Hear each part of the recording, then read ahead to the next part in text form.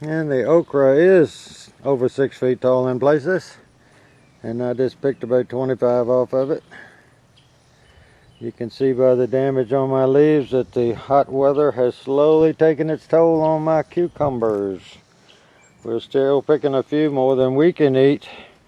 One of the advantages of planting more than you're going to use, when you lose a few plants, you still have something to pick. And come over to this stuff. Let's see, there's cucumbers in there to pick. They're just few and far between, so we're just giving away less. I have one watermelon left in my patch, and last one we just ate, and it was great. I have one over there that will be ready in maybe another 10 days or so.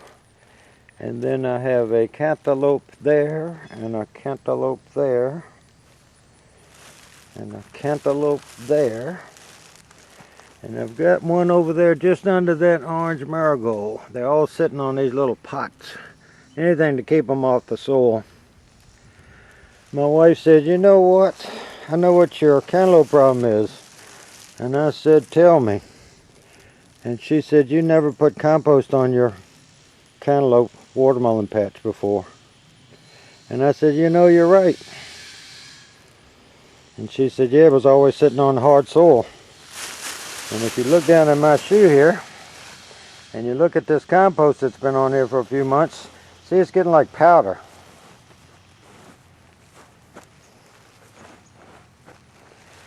And when these cantaloupes are sitting on it, the water gets underneath them, and as this gets softer and gets wetter, it just sank down into this compost. And that's what rotted them out. Plus, I do think they're weaker if they're sitting on their ends rather than on their sides. But we've still got 4 in here, and we've picked 15 off this patch. But we've only picked 2 watermelons. And I have a watermelon over there, several of them growing over in that weeds. They put out one, turned black, I had to take it off. And I haven't seen one off of it since. And we've had several set on these runners, but they get about as big as the end of your little finger, maybe 2 inches long, and they die. They are flowering, so we have some hope, but that's a long way from its water source.